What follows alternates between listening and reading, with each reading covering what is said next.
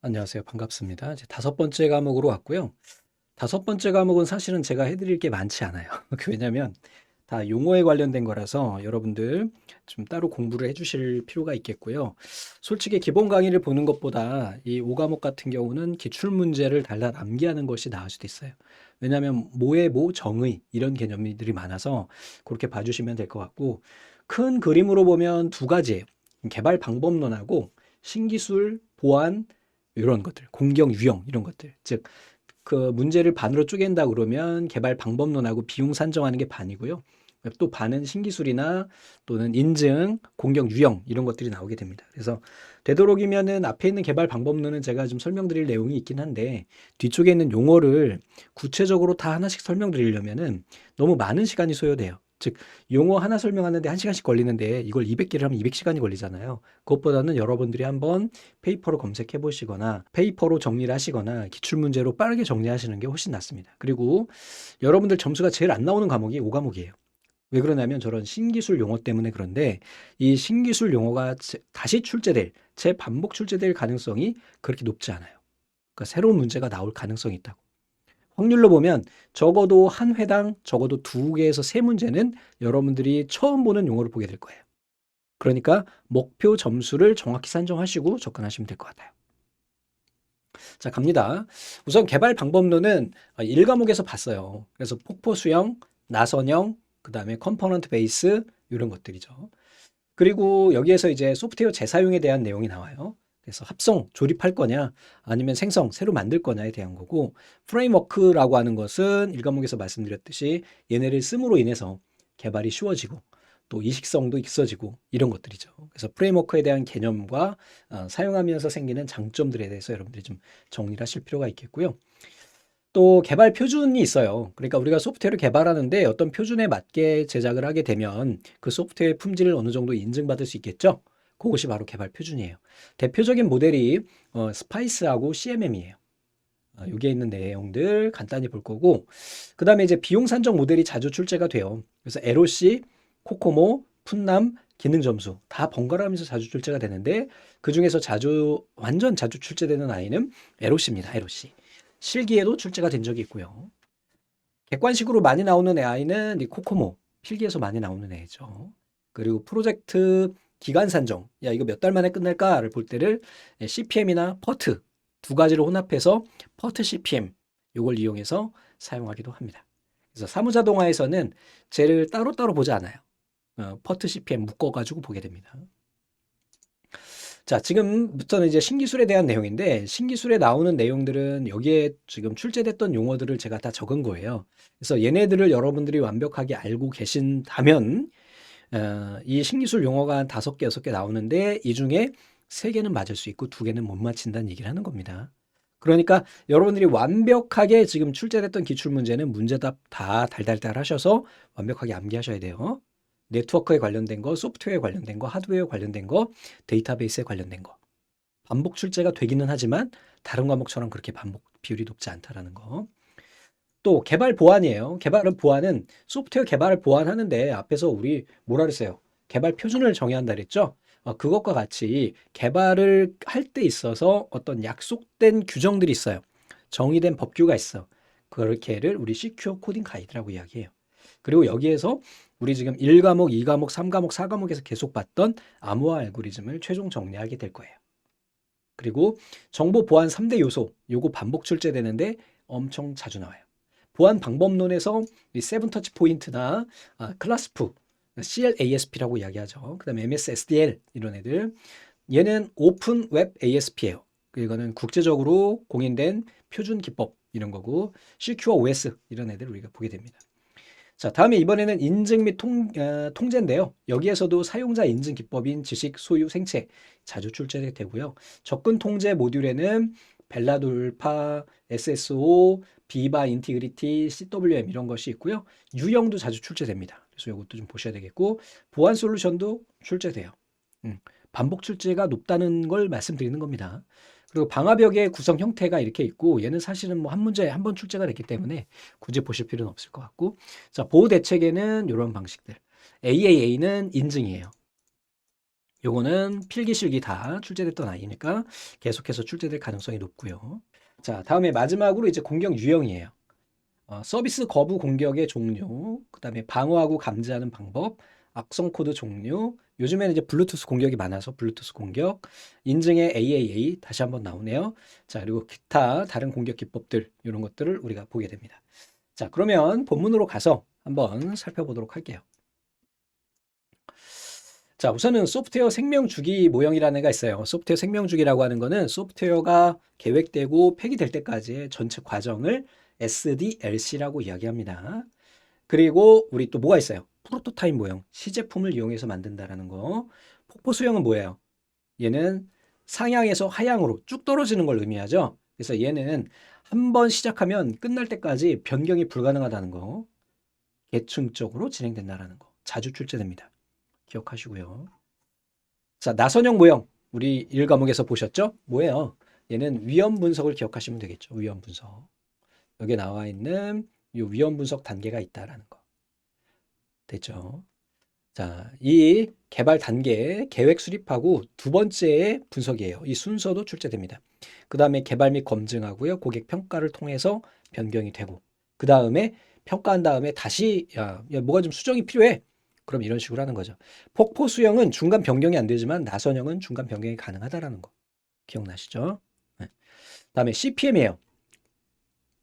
CPM은 임계 경로법이에요. 크리티컬이 뭐예요?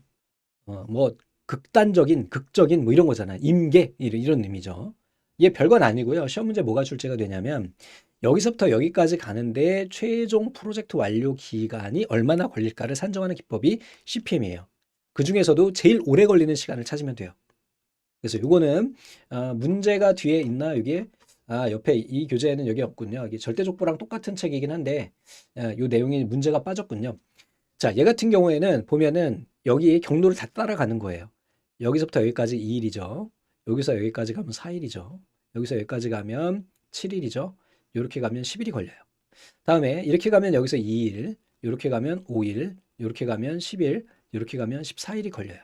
이렇게 가면 3일, 이렇게 가면 8일, 이렇게 가면은 12일이 걸려요. 그러면 여기에서의 CPM은 뭘로 산정하면 돼요? 바로 제일 긴 이놈을 가지고 하면 돼요. 이게 CPM 기법이에요. 요거 계산하는 문제가 한번 출제된 적이 있어요. 자, 소프트웨어 개발 방법론이에요. 소프트웨어 개발하는 방법론인데 구조적 방법론과 정보공학적 방법론이 있어요. 구조적인 거는 정형화된 분석 절차에 따라서 사용자 요구사항을 파악하고 문서화하는 체계적인 방법론이에요. 요구사항 분석, 구조적 분석, 구조적 설계 이런 것들을 우리가 하고요. 여기에서는 데이터 흐름 다이아그램을 사용해요. 예전에 아주 많이 썼는데 지금은 거의 쓰지 않아요. 이 정보공학적 방법론은 앞에서 우리가 배운 이 구조적 방법론하고 비슷한데 얘를 좀 거시적인 관점에서 본 아이예요. 됐죠?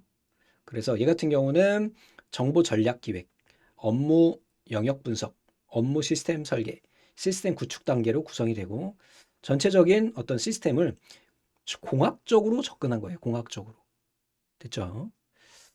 자, 다음에 이제 객체 제한 방법론, 우리가 지금 현재 많이 쓰고 있는 객체 제한 방법론에 대해서는 굳이 설명드리지 않겠습니다. 1과목, 2과목에서 계속 봤기 때문에 3과목까지 봤죠. 객체 제한 방법론이에요. 얘는 1, 2, 4과목에서 계속 봤기 때문에 따로 설명드리지 않을게요. 자, CBD. 얘는 재사용이 가능한 부품 형태로 개발하는 컴포넌트 기반 개발 방법론이에요. 자, 그러면 시험 문제 나왔던 애예요. CBD 소프트웨어 개발 표준에서의 만들어지는 거예요. 분석 단계에서는 요구사항 정의서. 이게 뭐예요? 유스케이스가 뭐예요? 사용 사례 명세서, 요구사항 추적표, 설계 단계에서는 클래스 명세서, 사용자 인터페이스 설계서, 아키텍처 설계서, 총괄 시험 계획서, 뭐 이런 아이들이 되고요. 실제 구현에서는 코드, 단위 시험, 데이터베이스 테이블, 시험에서는 전체적인 테스트 방법 이런 것들을 볼 수가 있겠죠. 자, 그럼 문제를 한번 볼게요. 자, CBD 개발 표준 산출물 중에서 분석 단계에 해당하는 것은 바로 프로그램 코드죠. 이거 답이 잘못 표시가 됐네요. 코드는 어디에서? 예, 구현 단계에서 보는 거죠. 자, CBD 방법론의 특징은 우선은 개발 준비, 분석, 설계, 구현, 테스트, 전개, 인도 순으로 반복되고 점진적 개발 프로세스를 제공하고 시스템 설계를 위한 컴포넌트 설계서가 주로 사용된다. 컴포넌트 데이터베이스와 소프트웨어 모듈 단위로 재사용이 가능하다. 됐죠? 또 여기에서는 유스케이스 다이어그램이 주로 사용이 된다. 나머지는 한번 봐주시고요. 소프트웨어 재사용은 다시 쓰는 거죠. 다시 쓰는데 어떤 식으로 다시 쓸 것이냐. 합성 중심은 얘네를 부품처럼 조립할 것인가, 아니면 추상화된 상태로 명세를 구체화할 것인가.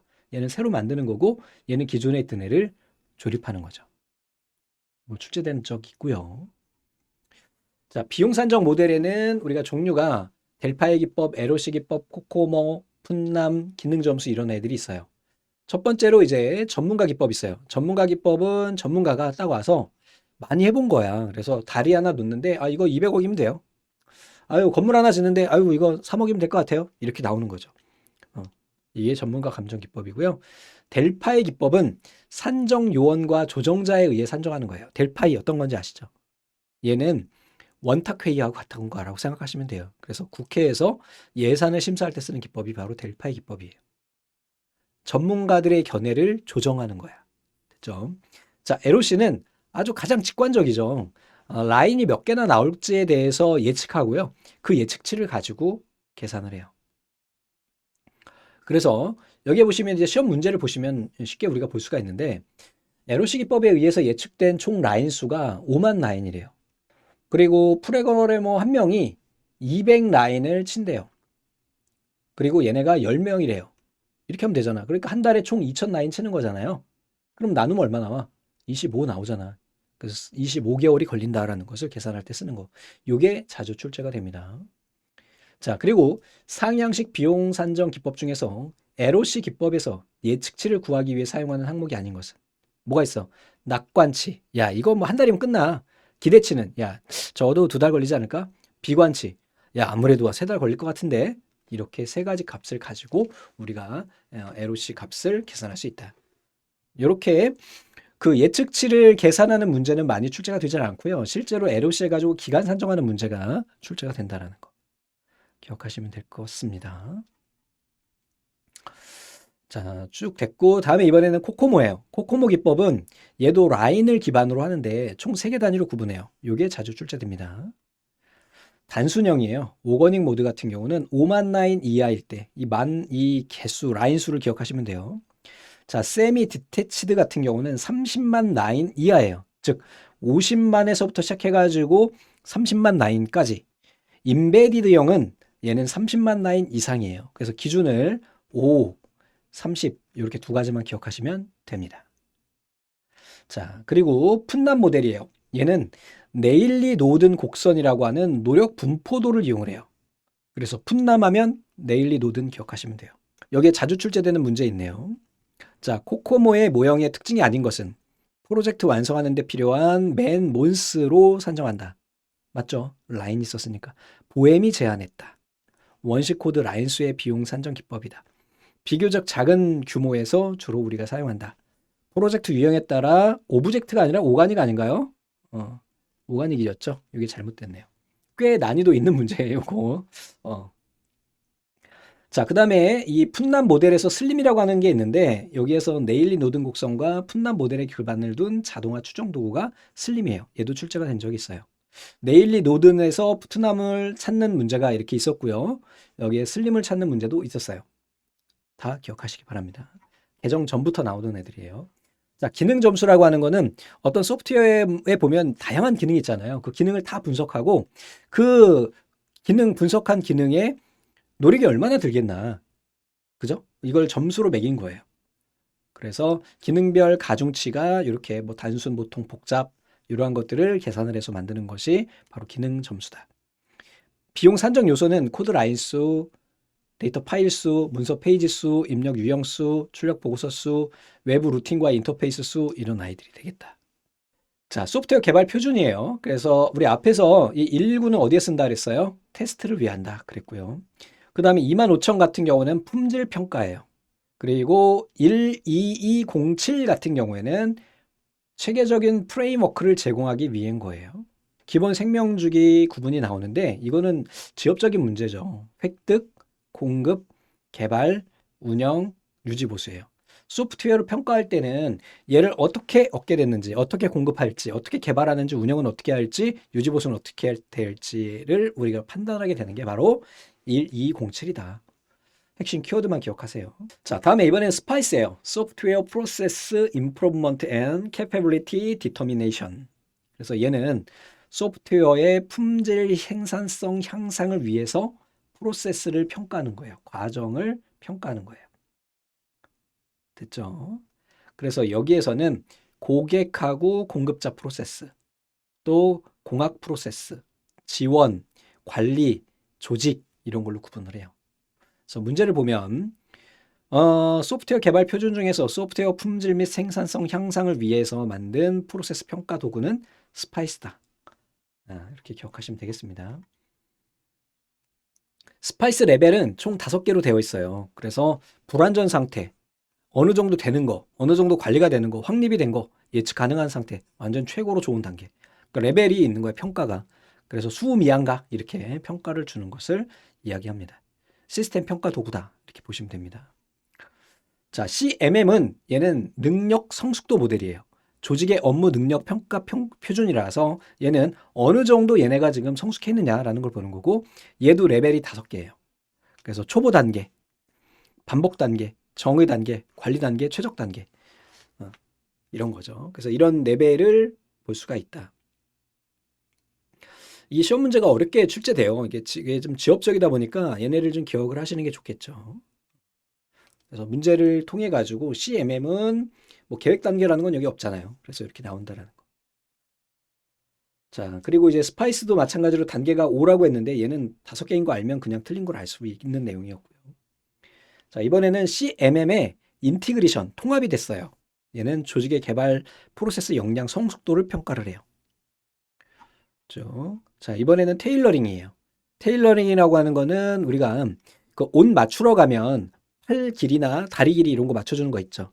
소프트웨어를 개발하고 나면 이게 현재 지금 실제 운영된 시스템에 적합한지 가다듬는다고 하죠. 이렇게 가다듬는 그러한 단계를 테일러링이라고 이야기를 합니다.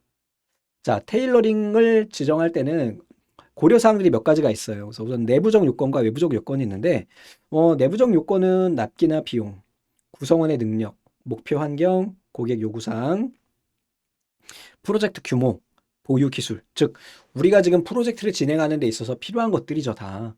외부적인 거는요. 이거는 외부 사항이에요. 법적인 제약 사항이나 품질 표준이나 이런 것들을 우리가 보는 걸 외부적 요건이라고 해요. 그래서 테일러링의 내부적, 외부적 요건에 대한 것을 기억하고 계시면 되겠습니다. 자, 소프트웨어 개발의 테일러링 기법에는 프로젝트 규모와 복잡도에 따른 테일러링이 있고요. 구성원에 따른 것, 또는 방법론 지원에 따른 것, 또는 자동화에 따른 것 이렇게 나누게 된다. 라이브러리라고 하는 거는 우리 뭐였어요? 단순 활용 가능한 도구들의 집합을 의미했죠. 우리 C에서 그냥 기본적으로 쓰는 게 뭐였어? 스탠다드 IO라고 하는 헤더 파일이 있는 뭐였어요? 라이브러리였죠. 맞아요. 네. 이런 것처럼 미리 정해 놓고 내가 갖다 쓰는 거야. 그러면 재사용이 훨씬 편해지겠죠.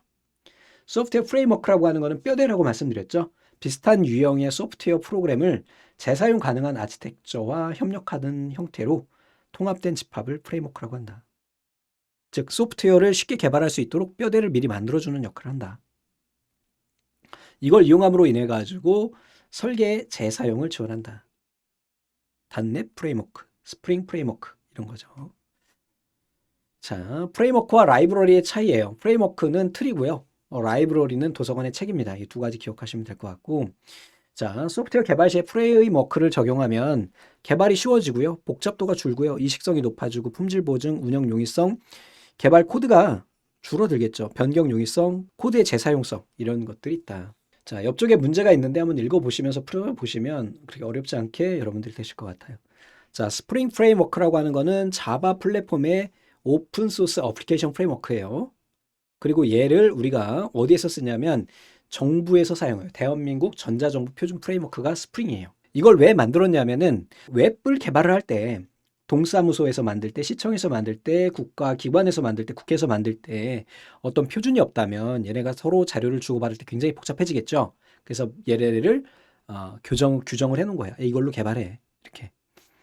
그래서 여기 이렇게 스프링 프레임워크가 있다. 얘는 자바 플랫폼으로 돈다. 라고 기억하시면 됩니다. 전자정부 표준 프레임워크가 바로 스프링이고요. 그걸 적용함으로 인해서 전자정부의 서비스 품질이 높아지겠고 정보와 투자 효율성이 향상돼요. 표준이 정해져 있으니까. 국가 정보와 투자 효율성이 높아지고 중소 SI 업체, 소규모 업체도 접근할 수 있다는 거예요.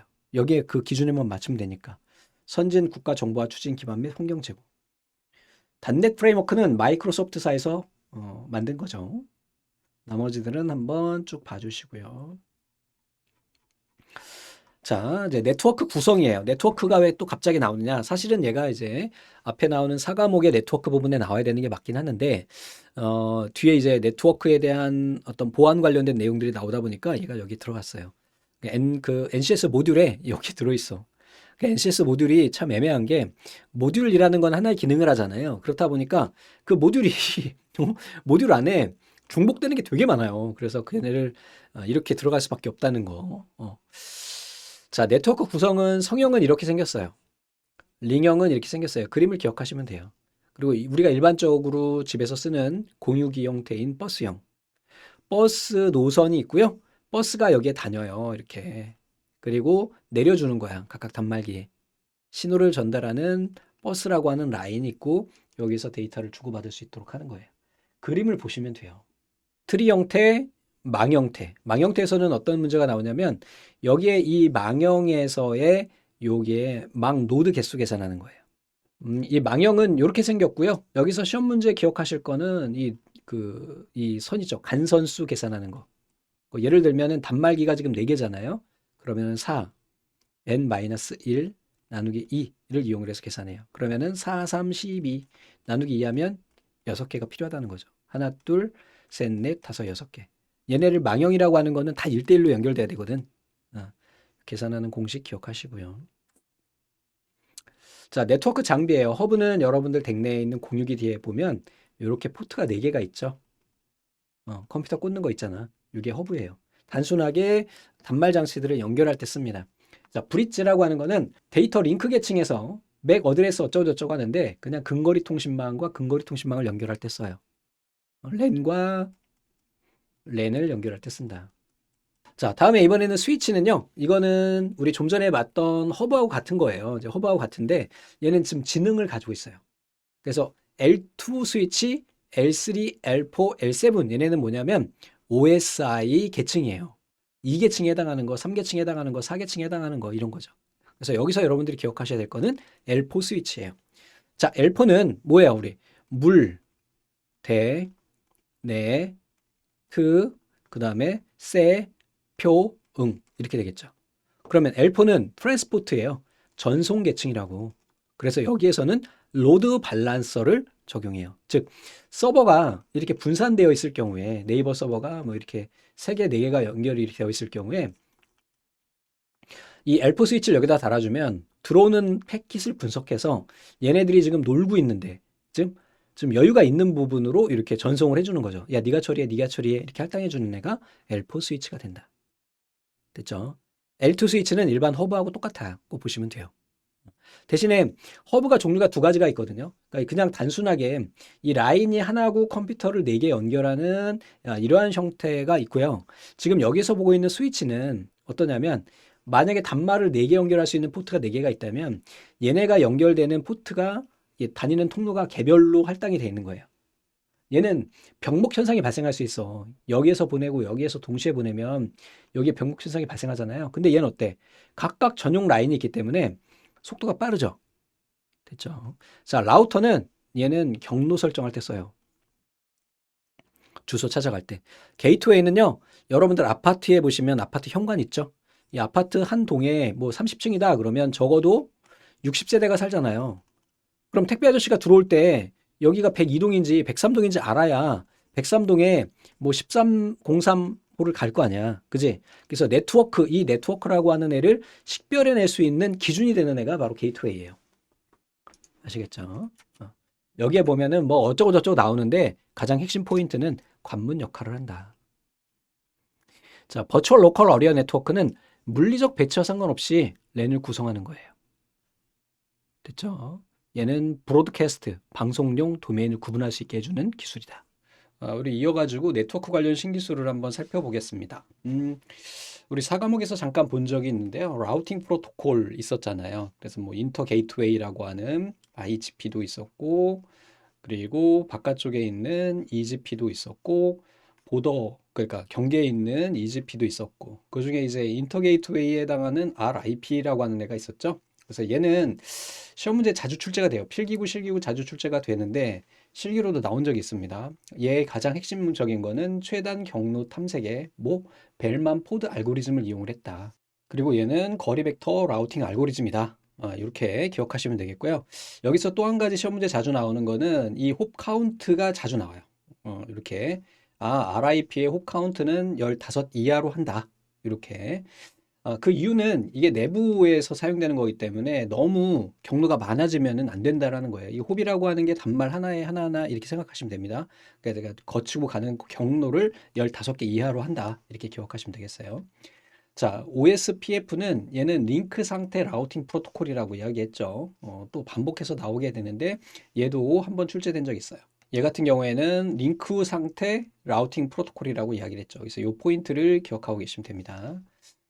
자, 그리고 MQTT, 메시지 큐잉, 텔레메트리, 트랜스포트. 얘 같은 경우는 사물 인터넷에 사용되는 거고요. 대역폭이 제한된 통신 환경에서 푸시 기술 기반으로 경량 메시지를 전송하는 거예요. 그러니까 근거리 내에서 우리가 그 IoT 장비를 제어하기 위한 신호를 발생시키는 아이가 바로 MQTT다. 이거 기억하시고요. 나머지 기출 안 됐던 애들은 별도로 보지 않겠습니다. 여러분들 한번 참고해 봐 주시고, 이 크라우드 컴퓨팅이라고 하는 애가 있어요. 그래서 얘 같은 경우는 뭐예요? 크라우드는 구름이잖아요. 이렇게 구름. 하늘 위에 떠 있는 구름. 구름이 좀 이상하게 생겼는데, 이 구름처럼 내가 어느 위치에 있든지 간에 하늘을 보면 그 구름이 있다라고 하는 의미예요. 그래서 나는 항상 인터넷과 연결되어 있다. 이런 의미로 우리가 크라우드 컴퓨팅이라고 하는 것을 이야기를 하는데요. 대표적인 게 여러분들 뭐 웹하드나 이런 거 많이 쓰시잖아요. 그지? 뭐 네이버나 구글 드라이브나 뭐 엔드라이브나 요즘엔 엠박스로 바뀐 것 같은데 이름이 뭐 이런 형태로 많이들 사용하시고 뭐 크라우드라고 하는 것이 굳이 이렇게 저장 장치뿐만 아니고 다양한 것을 제공을 해요. 그래서 어떤 걸 제공하냐면 인프라를 제공하기도 하고요. 플랫폼을 제공하기도 하고 또 소프트웨어를 제공하기도 해요. 요즘에는 워낙 웹상에서 돌아가는 그런 프로그램들이 많잖아요. 그러니까 업무 관련된 프로그램들은 특히 더 그런데, 그러니까 이렇게 해버리면은 어때요? 이 제작사에서 사용 권한에 대한 것을 잘 제어할 수가 있겠죠. 왜냐하면 아이디 패스워드 없으면 이게 설정이 아니고 그냥 웹에서 실행이 되다 보니까 로그인이나 이런 부분이 제대로 되지 않으면 어때요? 해당하는 서비스를 중단시킬 수가 있겠죠. 그래서 이러한 방법들 여러분들 알고 계시는 뭐 줌이나 이런 것도 일종의 SaaS에 해당합니다. 자, 그래서 하나씩 또 보면은 PaaSTA라고 하는 거는 이건 플랫폼을 제공하는 거잖아요. P니까, 그지? 여기에서 국내 IT 서비스 경쟁력 강화를 목표로 개발했고, 인프라 제어 및 관리 환경, 실행 환경, 개발 환경, 서비스 환경, 운영 환경, 이런 것을 구성하고 있는 개방형 크라우드 컴퓨팅 플랫폼이다. 요거 출제된 적이 있어요. 그래서 한번 출제됐으니까 한번 정리해 두고 계시면 좋을 것 같습니다. 이제 종류가 있다라는 거, IPS, 앞에 있는 거는 각각 약자이기 때문에 그렇게 어렵지 않게 여러분들 보실 수 있을 것 같고요. 쭉 또 내려가가지고 뭐 NFC는 너무 오래된 기술이라 이제 안 나오더라고요. 요즘에 이제 여러분들 보시면은 뭐 삼성페이 이런 거 많이 쓰시잖아요. 스마트폰으로 결제하는 거 또는 교통카드도 요즘에는 NFC 방식으로 하는 경우도 있어요. 주로 이제 교통카드는 RFID 방식을 쓰는데 스마트폰에서 교통카드 충전할 때 NFC 기술을 이용해서 충전하거나 할 수가 있습니다. 그래서 얘는 10cm 정도 가까이에서 우리가 장치 간에 전송을 하게 돼요. 그래서 저도 이제 뭐 카드를 거의 가져다니지 않고 스마트폰 페이로 거의 사용을 하게 되는데 뭐 좋더라고요. 그냥 뭐 NFC를 이용을 하면 훨씬 주머니가 가벼워지니까. 그리고 요거 읽기와 쓰기 기능이 있어요. 그래서 여러분들 스마트폰 안드로이드 쓰시는 분들은 위에서 아래로 이렇게 내려보시면은 NFC 버튼 누를 때마다 읽기 전용, 쓰기 전용, 읽기 쓰기 전용, 오프 이렇게 옵션이 있는 거 아시죠? 요거 하나 추가로 알고 계시고 그 다음에 이 WPAN이라고 하는 거는 무선, 개인, 통신, 영역 이런 의미가 되는 거죠. 그래서 사용자 중심으로 작은 지역에서 주로 블루투스 헤드셋이나 스마트워치 이러한 개인화 장치들을 연결시키는 무선 통신 규약이에요. 요것도 하나 기억하시기 바랍니다. 출제는 안 됐지만. 자, 피코넷이라고 하는 애가 있네요. 이게 여러 개의 독립된 통신 장치가 UWB 기술 또는 블루투스 기술을 이용해서 통신망을 형성하는 무선 네트워크 기술이다 그랬어요. 여러분들 스마트폰 최신형에는 다 이 기능이 들어있던데요. 저도 몰랐는데 얼마 전에 알았어요. 이렇게 보니까 UWB 기술이 울트라 와이드밴드 기술이 스마트폰에 내장이 돼 있더라고요. 그래서 이걸 어디에 쓰나 이렇게 참 찾아보니까 스마트폰에 보면은 그 기기를 변경하고 하면은 데이터 백업하고 옆에 장치한테 자료 주고 하는 기능이 있잖아요. 그때 이걸 쓰더라고. 그래서 기계를 양쪽에 이렇게 두 개를 딱 이렇게 놓고 와이파이 연결한 상태로 하면은 이게 굉장히 빠른 속도로 백업이 되더라고요. 그래서 그 주변에 지인이 아이폰을 이번에 새로 바꾸셨는데 아이폰 백업하는데 안드로이드는 적어도 1시간 이상 걸리거든요. 근데 이분이 자료가 되게 많은데 딱 30분 만에 끝나더라고요. 오, 대단하다. 와, 역시 아이폰이야. 이런 생각했는데 압축 기술이 좋은 건지 UWB 밴드가 높은 건지 모르겠으나 그때 쓰는 것이 바로 이제 피코넷이다. 자, 이런 것이고 스마트 그리드라고 하는 애가 있는데 요것도 좀 요즘에 한참 이슈 되는 것 같아요. 얘는 전력망 지능화야. 그래서 예전에 우리 한참 전력망이 부족하다, 전력이 부족하다 막 그랬었잖아요. 벌써 한 7, 8년 되긴 했는데 그때 어떻게 하면은 이 전력 부족한 부분을 커버할까에 대해서 고민하다가 만들어진 게 스마트 그리드가 돼요. 그래서 얘는 전력망을 스마트하게 연결한다. 그래서 전국에 발전소가 여러 군데 있잖아요. 뭐 원자력도 있고 수력도 있고 화력도 이렇게 있는데 그렇다 보면은 이 서울권에는 발전소가 많지 않아요. 영흥도에 그 발전소가 화력 발전소가 있고 안산 시흥 쪽에 또 화력 발전소가 있고 그렇긴 한데 거기에서 모두 다 커버하기는 좀 어렵죠. 그러면 이제 뭐 고리 원전이나 이게 원자력 발전소가 있는 위치에서 전기를 끌어와야 되는 상황이 되는 거죠.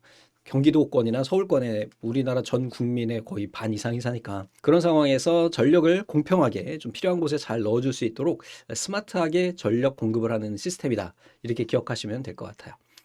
나머지 한번 쭉 봐주시고요. 그 다음에 징이라고 하는 애가 있어요. 징. 얘는 기기를 키오스크에 갖다 대면, 이게 키오스크는 뭐죠? 요즘에 너무 많이들 쓰시죠. 그러니까 무인 결제 주문기 있잖아요. 걔를 우리 키오스크라고 하죠. 카페에 가면은 아메리카노 살 때 너무 편해요. 예전에는 막 카페 가면 너무 시끄럽잖아요. 그러면 아메리카노 한 잔 주세요. 그러면 네, 뭐라고요? 이랬는데 요즘에는 그게 아니죠. 그냥 이렇게 딱 눌러가지고 할 수 있으니까 너무 편하죠. 대면하지 않아도 되니까. 근데 좀 사람의 역할을 좀 대체하고 있는 것 같아서 조금 아쉽기는 합니다. 자, 키오스크에 갖다 대면 원하는 데이터를 바로 가져올 수 있는 기술로 NFC랑 비슷하네요. 그죠? 10cm 이내 근거리에서 기가급 속도로 데이터 전송이 가능한 초고속 근접 무선 통신이다. 그래서 기기를 키오스크에 갖다 대면 된대요. 징이라고 하는 거는. 자, 메시 네트워크는 무선 랜의 한계를 극복하기 위해서 등장했대요. 대규모 디바이스의 네트워크 생성에 최적화돼서 차세대 이동통신, 홈 네트워킹, 공공안전 등을 목적으로 해서 만들어진 거래요.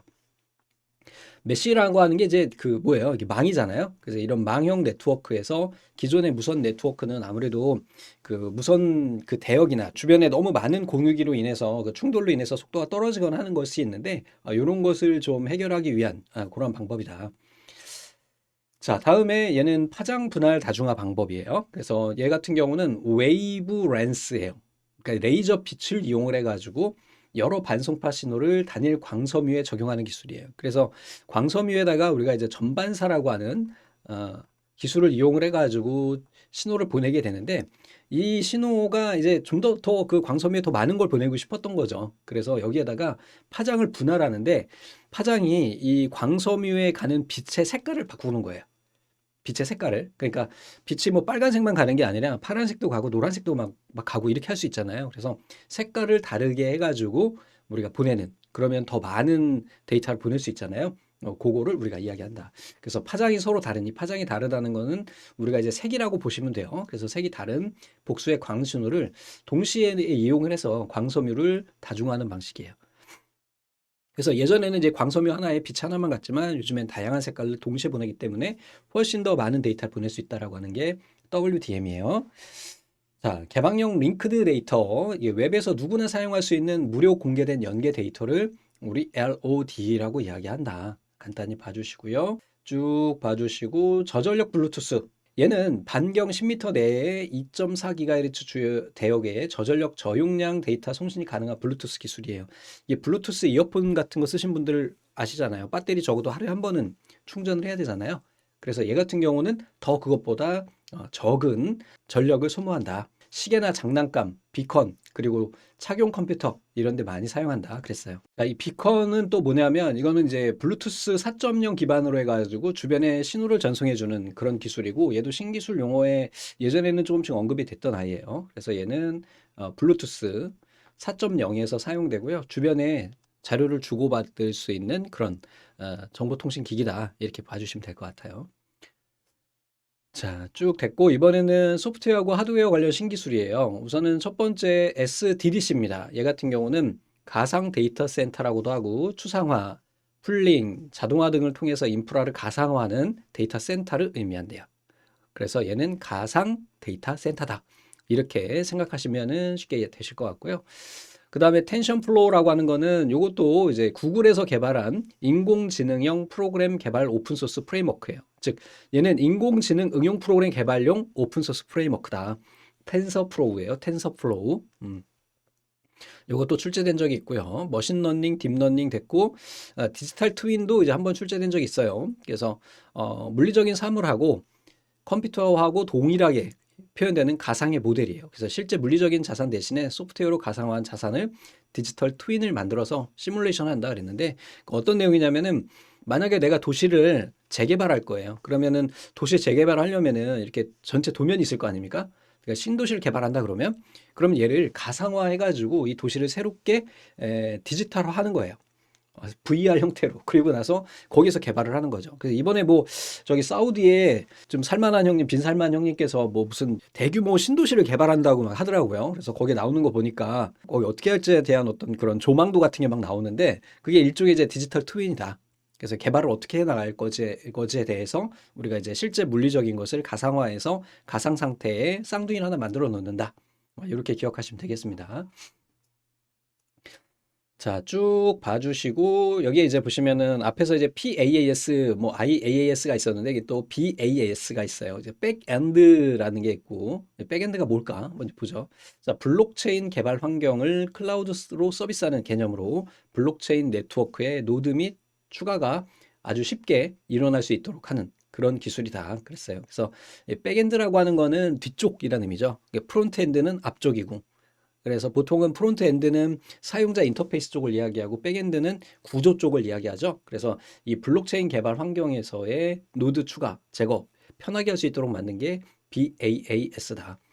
이 분산 원장 기술이라고 하는 거, 디스트리뷰트 레저 테크놀로지, 이게 바로 이제 우리 블록체인에 대한 내용이죠. 그래서 블록체인, 체인을 블록화해서 묶어준다라는 거고, 이게 그 분산 원장 기술은 원래는 이제 중앙에 현재로서는 뭐 NH은행이다 그러면 NH은행 서버에 제 계좌가 있는 거고, 그 안에 제가 돈이 있는지 없는지 숫자로 적혀 있는 거잖아요. 현금이 들어있는 건 아니고.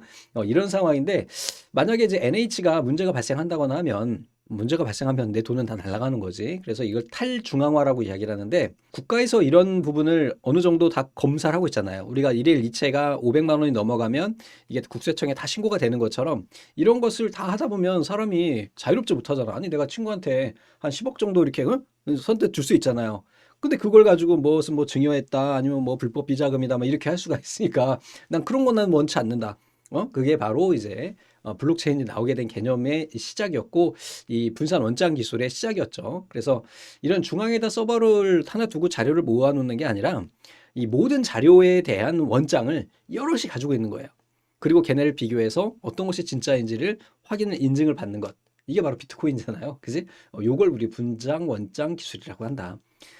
자, 메시업도 한번 출제가 된 적이 있어요. 얘는 기존에 있던 어떤 정보 서비스를 이용을 해서 여기에다가 뭔가 부가해서 새로운 뭔가를 만들어내는 그런 거죠. 그래서 예를 들면은 구글 지도나 이런 걸 이용해 가지고 뭐 부동산 매물 정보를 표시하는 그런 뭐 하우징 맵스 이런 것이 대표적인데, 이걸로 보면 우리는 별로 와닿지 않고요. 네이버 맵 생각하시면 돼요. 우리 네이버 지도는 내비게이션도 있고요. 이 근처에 있는 맛집도 찾을 수가 있고요. 또 하나 뭐가 있어요? 부동산 매물도 볼 수 있죠. 이게 다 매시업인 거예요. 지도 하나를 왜 네이버하고 카카오가 지도를 그렇게 집착하는지. 다음이 왜 그 네이버 지도 뭐예요? 그 원래 이름이 뭐였냐? 아무튼 그 내비게이션 있었잖아. 그걸 왜 수백억 주고 인수하냐고. 다 이것 때문인 거죠. 그걸 위치 기반 서비스라고 이야기하는데, 내 위치에서 내가 원하는 서비스를 쉽게 제공해 줄 수 있죠. 근데 이거를 어디에 쓸 수 있냐면 마케팅에 쓸 수가 있어요. 돈이 된다고. 요것이 바로 이제 우리 메시업이다. 그래서 이런 하나의 지도 서비스를 가지고 다양한 것을 섞어서 뭔가 서비스할 수 있도록 하는 것을 이야기한다. 자, 양자 암호 됐고요. 양자 컴퓨터에 대해서는 저도 많이 이렇게 좀 알아보려고 노력은 하는데 잘 이해는 안 돼요. 여러 교수님들 뭐 쉽게 설명을 하시는데 받아들여지진 않아. 그래서 우리가 일반적으로 전자, 원자 이런 것 있잖아요. 그리고 양의 전자, 음의 전자 이런 것들. 그래서 걔네가 이제 이렇게 내부에서 이렇게 움직이면서 우리가 컴퓨터도 작동하는 거고 모든 사물이 그렇게 이루어져 있다라고 하는데 양자는 그것보다 더 깊이 들어간다까지만 저는 이야기하고 있는데 잘 모르겠어요. 그래서 이 양자 정보의 최소 단위가 큐비트예요. 큐비트. 요것도 하나 기억하고 계십시오. 양자 컴퓨터의 단위는 큐비트예요. 이 Q가 쿼드 이런 개념이 아니라 퀀텀이에요. 퀀텀 비트. 양자 비트. 이렇게 생각하시면 됩니다. 우리가 쓰고 있는 컴퓨터는 몇 비트? 그냥 비트라고 이야기하죠. 근데 양자 컴퓨터는 큐비트다. 요 정도.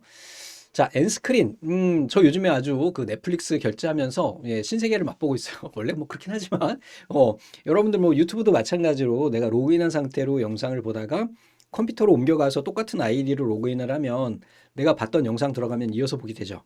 뭐 그게 그렇게 쉽진 않지만 대표적인 게 뭐가 있어? 넷플릭스, 뭐 웨이브, 티빙, 이런 OTT 서비스들이 대표적이죠. 그래서 하나의 콘텐츠를 여러 개의 스크린에서 볼 수 있다라는 게 바로 N스크린입니다. 자, 고가용성 솔루션은 각 시스템의 공유 디스크를 중심으로 클러스터링하는 거예요. 묶는 거예요. 여러 개를 묶어서 우리가 아무래도 하드디스크 하나 가지고 여기에 접근할 수 있는 대역이라고 하는 게 제한이 돼 있잖아요. 뭐 아무리 빨라도 요즘에 SSD 나오는 거 보니까 초당 5000 메가바이트? 5000 메가바이트 정도 전송할 수 있는 것 같아요. 그런데 그러면 만약에 제가 넷플릭스를 봐요. 그럼 여기에서 적어도 10메가를 먹잖아요. 그럼 여기에 동시에 접근할 수 있는 애가 계산은 잘 안 되지만 5,000명 정도 된단 말이야. 자, 이런 상황이면은 이 SSD에 동시에 5,000명이 접근할 수 있다는 거잖아요. 근데 10,000명이 접근할 수는 없죠. 10만 명이 접근할 수는 없죠. 그러면 이렇게 다른 하드디스크들을 이렇게 연결을 해서 공유 디스크들을 연결을 해가지고 좀 더 가용성을 높이는 거죠. 가용성이라고 하는 거는 사용할 수 있는 가능성을 높이는 거잖아요. 그래서 조직, 기간, 업무 등의 서버 등의 안전성을 높이기 위해서 사용이 되고 여러 가지 방식으로 구현이 된대요. 그래서 두 개의 서버를 연결하거나 두 개의 시스템이 각각 업무를 수행하도록 하거나 등등등등등 이런 거 쭉 한번 봐주시고 그 다음에 이제 맵리스터 이 같은 경우는 메모리하고 레지스터를 합한 형태다. 이렇게 간단히 기억하시기 바랍니다. 자, 데이터베이스 관련 신기술 용어예요. 근데 사실 얘가 이제 데이터베이스 관련 용어는 아니고 이건 이제 하드웨어에 관련된 용어인데 이게 불량 때문에 밀려서 이쪽으로 내려왔어요.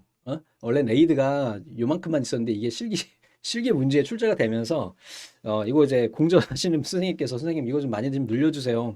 그분이 이제 실기 담당하고 저는 이제 필기를 담당하기 때문에 이걸 좀 많이 늘려주세요. 이거 실기 나왔어요. 해가지고 늘려놓은 겁니다.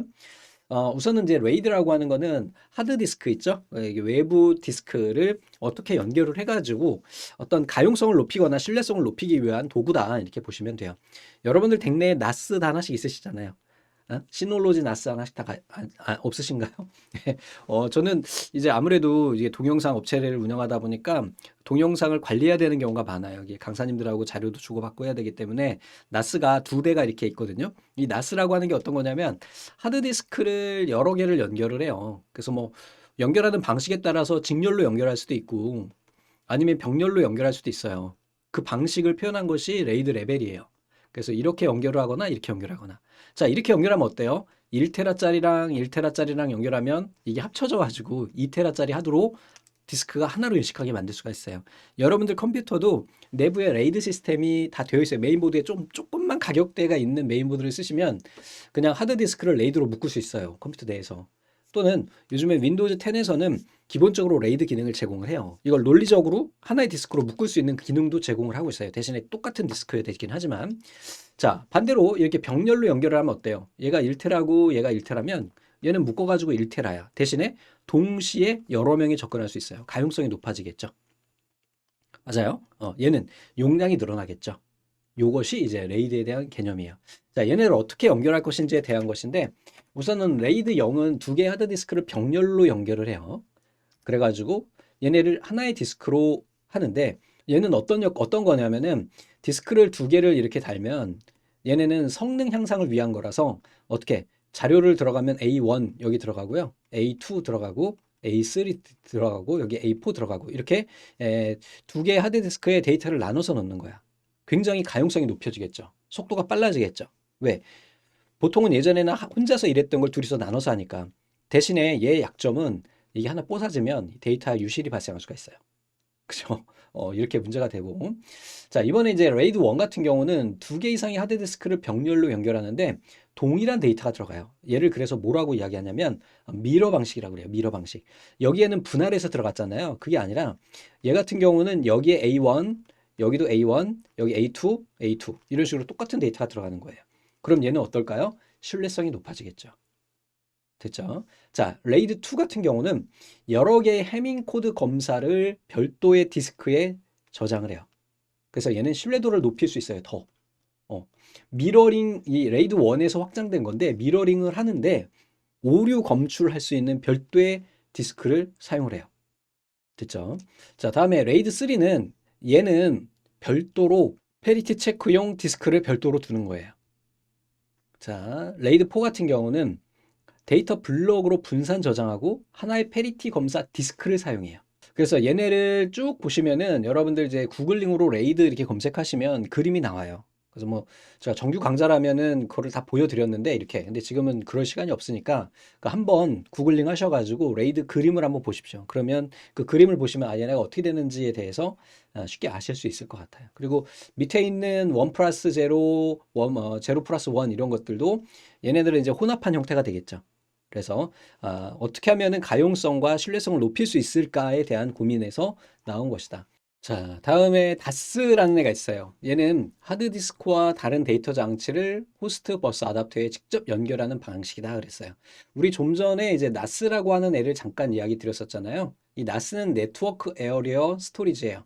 다스는 다이렉트 에어리어 스토리지예요. 그래서 저희는 두 가지를 다 쓰고 있는데 이 나스는 인터넷을 통해서 강사들이나 어떤 직원들하고 같이 이제 공동 업무를 할 때 써요. 공동 업무.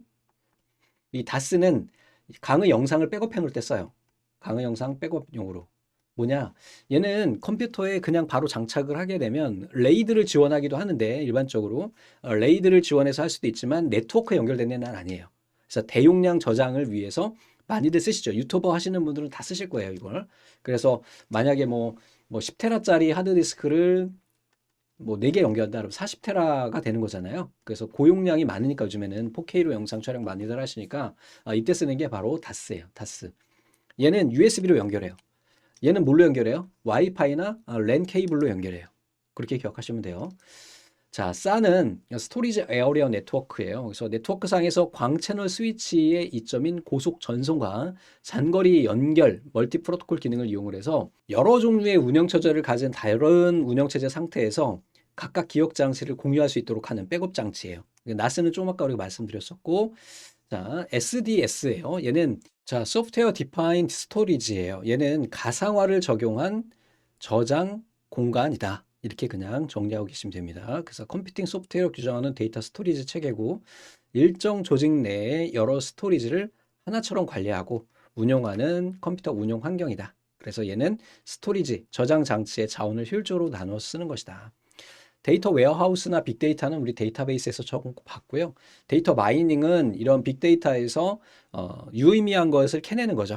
자, 다음에 데이터 마이닝이에요. 데이터 마이닝은 이런 빅데이터 내에서 유의미한 정보를 캐내는 거죠. 뭘 통해서? 우리 데이터베이스에서 한번 본 적 있죠? 뭐요? 네, 올랩을 이용을 해서 이걸 이용해서 캐내는 거야. 이 채굴 이렇게 생각하시면 됩니다. 자, 그 다음에 하둡이라고 하는 거는 이거는 오픈 소스를 기반으로 한 대형화된 데이터베이스 분석 기술이다. 이렇게 보시면 됩니다. 그래서 원래는 데이터베이스를 분석을 할 때 굉장히 큰 하드웨어가 필요해요. 슈퍼컴퓨터가 필요한데 그게 아니라 작은 PC급 컴퓨터들을 여러 개 연결을 해가지고 거기에서 우리가 자료를 빅데이터를 분석하고 처리하는 그런 도구다. 그다음에 이제 스쿱이라고 하는 거는 하둡과 관계돼서 관경 데이터베이스 간에 데이터를 전송할 수 있도록 설계된 도구이다. 얘네 다 출제됐던 거예요. 자, 맵 리듀스라고 하는 거는 하둡의 핵심 구성 요소예요. 대용량 데이터를 분산 처리하기 위해서 개발된 프로그램이다. 그랬어요. 구글에 의해서 고안된 기술로 대표적인 대용량 데이터 처리를 위한 병렬 처리 기법을 이용한다. 이 맵 리듀스라고 하는 게 뭐예요? 그림을 줄인다라는 의미죠. 그래서 대용량 데이터를 여러 곳에 나눠 쓰기 위해서 꾹 눌러서 나누는 거죠. 그렇게 기억하시면 됩니다. 자, 그럼 이번에는 소프트웨어 개발 보안으로 한번 가볼게요. 우리가 소프트웨어 개발 보안은 1과목, 2과목에서 다 봤던 것 같아요. 그래서 소프트웨어를 개발할 때 보안을 적용해야 된다라는 것을 우리가 봤고요. 이것을 이제 어디서 하느냐에 대한 내용인데 우리나라는 한국인터넷진흥원에서 얘네를 모든 걸 총괄하고 있어요. 아시겠죠? 이렇게 기억하시면 됩니다. 다음으로 이제 프로젝트 참여 영역별로 보안 활동이 쭉 나와요. 그래서 프로젝트 관리자나 요구 분석과 아키텍트, 설계자, 구현 개발자, 테스트 분석과 보안 감시자 이런 사람들이 각각 담당을 모두 다 한다. 자, Secure OS라고 하는 애가 있어요. 얘는 보안이 적용된 운영체제다. 이렇게 생각하시면 됩니다. 그리고 이 Secure OS의 접근 통제 기법 종류는 강제적, 임의적, 역할 기반적. 이거 조금 이따가 우리가 좀 더 디테일하게 살펴볼 겁니다. 자, Secure OS의 목적은 안전성, 보안성, 신뢰성 이런 것들이 당연히 지원이 돼야 되겠고 다음에 이제 우리 스택 가드라고 하는 거 우리 DB에서 한번 보셨죠? 그래서 메모리상에서 프로그램 복귀 주소와 변수 사이의 특정 값 카나리를 저장해 뒀다가 그 값이 변경됐을 때 이거 오버플로우로 가정하고 실행을 중단하는 거죠. 자, 이렇게 봐주시면 되겠고 이번에는 소프트웨어 개발 보안 방법론이에요. 소프트웨어 개발할 때 보안을 적용을 해야 되는데 이것도 어떤 좀 규정이 있으면 좋겠다 해서 만들어진 것이 Secure SDL입니다. SDLC에는 뭐였어요? 소프트웨어 디벨롭먼트 라이프 사이클. 그죠? 그러니까 소프트웨어가 생성돼서 끝날 때까지 폐기될 때까지의 전체적인 인생을 우리가 관리한다라고 생각하시면 되겠고 이런 소프트웨어 개발 방법론에서 얘네를 이 Secure를 적용함으로 인해서 보안을 적용함으로 인해서 좀 안정적으로 우리가 돌릴 수 있다라는 걸 개념을 하는 거고 대표적으로 이제 MS SDL이라는 게 있어요. 그 MS사에서 만들어진 거죠. 윈도우즈 보안이나 뭐 얘네가 만드는 개발 프로그램에서 사용되는 보안을 적용하기 위한 거다. 이렇게 봐주시면 되겠고 자, 다음에 세븐 터치 포인트예요. 얘는 출제가 됐는데 세븐 터치 하니까 7가지 터치 포인트라고 생각이 되시잖아요. 그래서 7가지의 어떤 보안 활동을 기점으로 해가지고 기준으로 해가지고 얘네 각각 행동 있죠. 행위나 위치에 따라서 그 접점을 파악하는 거예요. 그래서 여기 보면은 보안 강화 활동이 악용 사례, 보안 요구사항, 위험 분석, 위험 기반, 보안 테스트, 코드 검토, 침투 테스트, 보안 운영 이런 것들이 있게 되겠고 여기에서의 각각의 요구사항 및 구조 설계 이런 부분을 우리가 각각 체크하는 그런 것이다. 그래서 세븐 터치 포인트는 소프트웨어 보안의 모범 사례를 SDLC에 통합한 개발 보안 방법론이다. 그러니까 공통 위험 요소를 파악하고 이해하고 보안을 설계하고 모든 소프트웨어 산출물에 대해서 철저하게 객관적인 위험 분석 및 테스트를 거쳐서 안전한 소프트웨어를 만들어내는 것이다. 자, 각 단계 7개 보안 강화 활동을 집중적으로 관리하는 것이다. 그래서 세븐 터치 포인트다. 그 다음에 이제 CLASP라고 하는 거는 Comprehensive Lightweight Application Security Process예요. 그래서 얘는 SDLC 초기 단계에서 보안 강화를 목적으로 해서 만들어진 애다. 정도 간단히 기억하시면 되겠습니다. 자, 다음에 정보 보안의 3대 요소예요. 얘는 자주 출제가 되고요. 우선 첫 번째 기밀성이에요. 기밀성은 뭐 아이디와 패스워드 이런 걸 가지고 특정 자산을 보호하는 것 이렇게 생각하시면 됩니다. 자, 무결성이라고 하는 거는 내가 가지고 있는 자료가 정상적으로 인증되지 않은 사람이 접근할 수 없도록 하는 게 이제 바로 무결성이에요. 그래서 여기에서는 변경, 변조, 삭제, 수정, 재전송 이런 공격을 받을 수 있다. 가용성은 어떤 시스템을 얼마나 처리할 수 있느냐에 대한 내용이죠. 이런 걸 의미하는 거고 여기서는 서비스 거부 공격과 같은 공격에 의해서 위협을 받을 수가 있다. 자주 출제됩니다. 자, 다음에 이제 OWASP예요. 더 오픈 웹 어플리케이션 시큐리티 프로젝트라고 그래가지고 우리 웹상에서 적용해야 될 보안에 대한 내용을 의미하는 겁니다. 자, 다음에 Secure 코딩 가이드예요. Secure 코딩 가이드 같은 경우는 우리 앞에서 봤던 OWASP 있었죠? 얘네를 국내 현황에 맞게 얘네를 공개한 거예요. 체계화를 한 거죠. 그래서 보안 약점의 종류들이 쭉 여러 가지가 있는데 우선은 얘네도 마찬가지로 여러분들 시큐어 코딩 가이드라고 구글에 검색하시면 전체적인 이 테이블이 나와요. 표가 쭉 나오고 첫 번째로 입력 데이터 검증 및 표현 쭉 내려가서 보안 기능 그리고 시간 및 상태, 에러 처리, 코드 오류, 캡슐화 쭉 내려서 API 오용 이런 분류를 통해 가지고 우리가 보안을 할 수 있는 기준을 만들어 놓은 거예요. 그래서 큰 틀에서는 이렇게 여러 개의 큰 블럭이 있는 거고 이 안에서 이제 보안 약점이 나오게 됩니다. 그래서 입력 데이터 검증이에요. 입력 들어가는 데이터에 대한 거예요. 그래서 여기서 시험 문제 자주 나오는 거는 SQL 인젝션이에요. 이거는 로그인 창이나 아니면 이렇게 뭔가 입력할 수 있는 창에다가 SQL을 입력을 해가지고 안에 있는 자료를 탈출하는 기술이에요. 그래서 얘는 입력 데이터 검증 표현이라고 이야기하는 거죠. 그다음에 이제 XSS라고 하는 크로스 사이트 스크립트라고 하는 애가 있어요. 얘도 마찬가지인데 얘는 게시판에다가 특정 코드를 심어요. 그래서 그 게시글을 읽는 사람들한테 그 코드에 감염이 될 수 있도록 하는 그러한 기법이 XSS예요. 다 입력되는 거죠. 출제된 것만 쭉 보겠습니다. 다음에 이번에는 이제 자원 삽입이에요. 얘는 외부 입력 값을 검증하지 않고 자료를 입력하게 되면 그 자료가 들어와 가지고 그 자료가 내 컴퓨터를 서버를 공격할 수 있는 그런 상태가 되는 이런 것을 자원 삽입이라고 이야기합니다. 다음에 이번에는 이제 보안 기능이에요. 보안 기능은 인증, 접근 제어, 기밀성, 암호화, 권한 이런 보안 기능들의 잘못된 설정을 막기 위한 어떤 표준이다. 이렇게 봐주시면 되겠고 여기에서는 이제 하드 코드된 비밀번호예요. 프로그래밍 개발하다 보면은 뭐 옆에 보시면은 나오기는 하는데 이렇게 쭉 보다 보니까 여기에 뭐 인크립션 스트링 유저 해가지고 스트링 키가 이렇게 암호화 키가 코딩에 들어있어요. 간혹가다 이렇거든. 개발할 때 좀 매번 이거 인증하고 하는 게 너무 어려우니까 요걸 바로 하드코드된 비밀번호다. 출제된 아이들만 정리해서 보셔요. 시간 및 상태 여기에서는 경쟁 조건, 종료되지 않은 반복문의 제기 함수 이런 것들이 있었고 에러 처리를 어떻게 하느냐에 따라서 또 보안 약점들이 또 나오게 돼요. 또 코드 오류에 대한 부분들도 우리가 쭉 나오고 여기에서는 널 포인터 역참조, 부적절한 자원 해제된 자원을 사용한다든지 초기화되지 않은 변수를 사용한다든지 이런 것이고 자 캡슐화에 대해서는 중요한 데이터나 기능을 캡슐화를 잘못했을 경우 이때 발생할 수 있는 보안 약점들이고요. 자, API를 오용하는 거예요. API라고 하는 거는 외부에 있는 시스템을 갖다 쓰는 거잖아요. 그때 잘못 쓰면 안 된다라고 하는 개념입니다. 자, 그럼 이제 암호 알고리즘 지금 계속해서 세 번째 보고 있는데 얘네 다시 한번 정리해 볼게요. 우리 뭐라 그랬어요? 암호 알고리즘에는 평문을 암호화 키를 통해서 암호화하고요. 그 다음에 암호문이 전송이 되면 복호화 키를 통해서 복호 알고리즘을 통하게 되겠죠. 그래서 전체적인 암호화 방식에는 양방향과 단방향 방식이 있고요. 양방향에는 비밀키와 공개키가 있어요. 또 비밀키에는 스트림 방식과 블록 방식이 있습니다. 그리고 단방향에는 해시가 있는 거예요. 이 그림을 머릿속에 기억하시면 되겠죠. 자, 공개키라고 하는 거는 비대칭 키래요. 자, 우리 암호화 키 쪽에서 얘네 키가 좀 헷갈린다. 명칭이 너무 다양하니까 헷갈린다 그러면 어떻게 한다? 암호화 키와 복호화 키를 써놓고 비대칭이라고 그랬으니까 서로 다르다. 이렇게 생각하시면 돼요. 그래서 암호화 키를 공개할 수 있다. 여기서 대표적인 아이는 뭐다? RSA고 얘는 세 명의 박사들이에요. 리베스트, 샤마이어, 알드맨이라고 하는 MIT 대학교에 있는 교수님들이 모여서 만든 아이고요. 얘의 핵심 키워드는 소인수 분해의 어려움이에요. 요거 자주 출제됩니다. 키워드로. 그래서 소인수 분해 딱 나오면 RSA예요. 아시겠죠? 자, 다음에 이번에는 이제 비밀키예요. 비밀키는 뭘까? 암호화하고 복호화 키가 똑같기 때문에 얘를 비밀리에 둔다.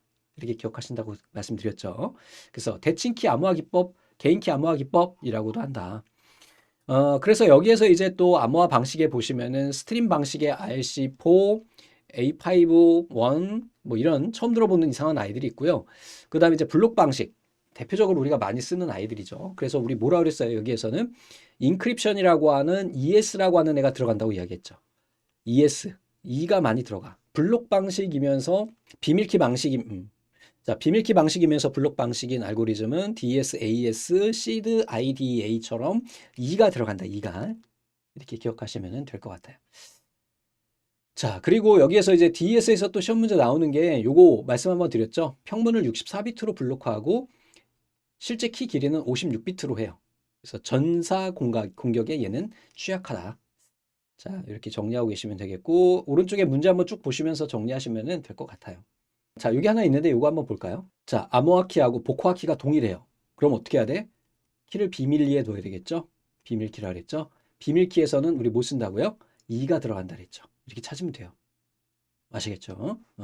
자, 시험화 방식은 임의의 길이의 메시지를 입력으로 고정된 길이의 출력값으로 변환하는 기법이다. 그래서 자, 얘는 주어진 원문에서 고정된 길이의 의사난수. 이게 슈도라고 하는데 스펠링이 좀 애매하던데 이 P가 아마 묵음일 거예요. 슈도. 이렇게 이유도, 슈도, 랜덤 넘버. 이게 뭐냐면은 거짓말 그런 의미예요. 거짓. 거짓 난수 이렇게 생각하시면 됩니다. 거짓된 난수를 생성을 해가지고 얘네를 만드는 것을 의미한다. 그래서 해시함수라고도 한다.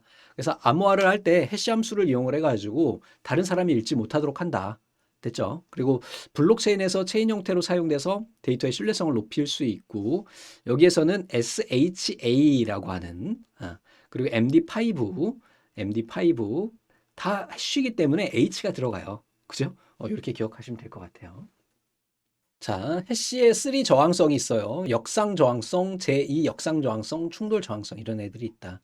그래서 이 해시 암호 알고리즘에서 사용되는 SHA, 시큐어 해시 알고리즘이라고 하는 거 간단히 기억하고 계시고요. 자, 그 다음에 이제 솔트라고 하는 얘가 한번 출제가 됐는데 뭐냐면 이 어떤 시스템에 저장되는 패스워드들이 예를 들어서 만약에 내가 비밀번호가 A다 그러면 어떤 해시 값으로 값을 변경해서 저장할 거잖아요. 근데 이게 똑같은 게 아니야. 다 다르게 저장하는 거죠. 똑같은 패스워드들이라도 다 다른 암호값으로 저장을 하는 방식을 솔트라고 이야기한다. 자, 서비스 공격 유형이에요. 첫 번째 이제 도스가 나옵니다. 도스. 얘는 서비스 거부 공격이고 여기에서 나오는 애가 이제 종류들이 쭉 나오고 얘네 공격 기법에 대해서 여러분들이 좀 알고 계시면 좋겠죠. 시험 문제 자주 출제가 되는 부분입니다. 우선 첫 번째 스머프예요. 스머프는 이거는 뭐 돈 세탁하다 그런 의미가 있어요. 그러니까 뭔가 내가 아닌 것처럼 다르게 어떤 교정하는 그런 것이 되겠죠. 그래서 공격 대상의 IP 주소를 근원지로 대량의 ICMP, 인터넷 컨트롤 메시지 프로토콜이죠. 인터넷 제어 메시지 프로토콜을 전송을 해서 서비스 거부 공격을 유발하는 방법이다. IP 또는 ICMP의 특성을 악용해서 특정 사이트에 집중적으로 데이터를 보내가지고 해당하는 서버를 사용 불능으로 만든다. 자, 핑 플러딩도 비슷한데요. 얘도 마찬가지로 ICMP 에코를 보내요. 그래서 핑이라고 하는 거는 내 컴퓨터하고 상대 컴퓨터가 서로 연결되어 있는지 확인할 때 사용하는 명령어인데 이 명령어는 어떤 기반에서 움직이냐면 바로 ICMP 프로토콜로 움직이게 됩니다. 그래서 여기에다가 많은 핑을 쏴주는 거지. 그러므로 인해서 서버가 과부하가 걸리게 하는 거죠. 핑 오브 데스 얘도 마찬가지예요. 비정상적인 ICMP 패킷을 전송해서 시스템 성능을 저하시키는 공격 기법이 됩니다. 그래서 약간 뭐 헷갈릴 수도 있기는 한데 얘 핑 오브 데스는 얘는 ICMP 에코를 많이 보내는 거예요. 그렇게 기억하시면 됩니다. 다 뭐다? 인터넷 제어 프로토콜을 이용을 한다. 그렇게 기억하시면 되겠습니다. 그래서 오른쪽에 문제를 보시면은 이쪽에 패킷을 전송해서 그러니까 핑 오브 데스가 되겠고요. 여기에서 많은 에코를 보내서 그러면 핑 프로드 이렇게 됩니다. 자, DDoS는 도스에서 더 확장된 형태예요. 분산 서비스 공격인데 이 공격 자체를 어떻게 하는 거냐면 방식은 똑같은데 분산해서 보내는 거예요. 여러 컴퓨터로. 즉 좀비 PC라고 하는 개념 아시죠? 좀비 PC를 이용해서 예를 들면은 뭐 한 200대, 300대를 동원해 가지고 어느 서버 하나에 집중적으로 공격하게 되는 것을 우리가 디도스라고 이야기한다. 공격용 도구가 시험 문제 한번 나온 적 있어요. 그래서 대부분 뭘로 시작하냐면 T로 시작해요. 보시면은 T로 시작한다라는 거 기억하시면은 좋을 것 같습니다. 다음에 이번에는 피싱이에요. 피싱은 가짜 홈페이지를 만들고 거기에 접근할 수 있도록 해가지고 우리가 개인정보를 탈취하게 됩니다. 뭐 농협하고 똑같은 홈페이지를 만들고 이메일이나 아니면 SNS에 이렇게 해당하는 링크를 공유하는 거죠. 직접 로그인하는 게 아니고 랜섬웨어는 워낙 많이 논란이 됐던 거라서 잘 알고 계실 것 같아요. 내가 가지고 있는 중요한 파일을 암호화를 걸어 놓는 거야. 그래서 돈 주지 않으면 풀어주지 않는다. 뭐 이런 거고. 키로거는 여러분들 컴퓨터에 있는 키보드의 움직임을 모두 다 공격자가 받을 수 있도록 하는 거죠. 그러니까 여러분들이 입력하는 비밀번호나 이런 것을 공격자가 알아볼 수밖에 없게. 다음에 이제 키로거는 여러분들이 키보드 치는 내용을 모두 다 공격자가 보는 거예요. 이렇게 보시면 되겠고요. 그 다음에 이제 백도어라고 하는 거는 이거는 프로그램이나 손상된 시스템에 허가되지 않은 접근을 할 수 있도록 하는 뒷구멍. 그러니까 우회하는 어떤 뒷구멍이다 이렇게 생각하시면 됩니다. 다른 말로 트랩도어라고도 하고요. 여기에서 이제 트립 와이어라고 하는 데가 있는데 크래커가 침입해서 백도어를 만들어 놓거나 설정 파일을 변경했을 때 분석하는 도구를 트립 와이어라고 한다. 요거 기억하시고요. TCP 세션 하이제킹이라고 하는 애가 있는데 우리 TCP라고 하는 게 이제 신뢰성 있는 동기화된 연결형, 연결 지향형 서비스였죠. 자료를 주고받을 때 쓰잖아요. 그래서 여기에서는 내가 신호를 보낼 때 수신 목적지에 미리 동기화 신호를 보내줍니다. 그래서 야, 나 이제 좀 보내려고 하는데 너 레디가 됐니? 받을 준비가 됐니? 그래, 나 받을 준비가 됐어. 아, 그럼 내가 진짜 보내도 된다. 그러면서 여기서 이제 연결을 확립을 하게 됩니다. establish라고 이야기를 하죠. 연결을 확립한 다음에 자료를 주고받는 거예요. 이 과정 중에 하나의 세션을 탈취하는 거야. 마지막에 establish까지. 그러니까 여기에서 야, 내가 정상적으로 너한테 보낼게 라고 이야기해서 여기에서 그래, 보내 라고 이야기했을 때 이 과정 중에서 이제 이 세션을 탈취하는 거예요. 그래서 비정상적인 세션이 실제로는 전송이 되는 그러한 형태를 TCP 세션 하이제킹이라고 이야기합니다. 자, 여기에서 TCP의 3웨이 핸드쉐이킹 단계에서 취약점이 발생을 할 수가 있거든요. 아무래도 그래서 여기에다가 취약점을 이용한 공격 기법으로 서버와 클라이언트가 TCP를 이용하여 통신하고 있을 때 리셋 패킷을 전송해서 일시적으로 TCP 세션을 끊고 시퀀스 번호를 새로 생성해서 세션을 탈취하고 인증을 회피하는 공격 기법이다. 이렇게 기억하시면 됩니다. 그래서 이 동기화 신호 중에 얘네를 탈취하는 것이다. 자, 서버 인증이에요. 이제부터는 자주 출제되는 아이들 반복 출제가 되니까 좀 기억을 하고 계시고요. 어렵지 않으니까 봐주시면 됩니다. 위에 있는 용어들은 다시 출제될 가능성이 크게 높지 않아요. 그래서 연차가 많이 붙어 있는 애들은 좀 고민해서 봐주시고요. 그렇지 않은 애들도 좀 출제된 기준으로 봐주시면 되지만 여기에 있는 애들은 좀 이해하면서 보셔야 됩니다. 자, 서버 인증이에요. 사용자 인증 기법이 있는데 지식 기반, 소유 기반, 생체 기반이에요. 그냥 아실 것 같아요. 여러분들 뭐 지식 기반은 암호가 되겠죠, 암호. 소유 기반은 뭐 OTP나 이런 것들, 생체 기반은 뭐 지문이나 이런 것들이 됩니다. 이게 세 가지 또 계속해서 출제될 거예요. 자, 다음에 이제 서버 접근 통제예요. 그래서 요거 앞에서 잠깐 뒤에서 보자 이야기했었죠. 강제적, 임의적, 역할 기반적 접근 통제 기법이에요.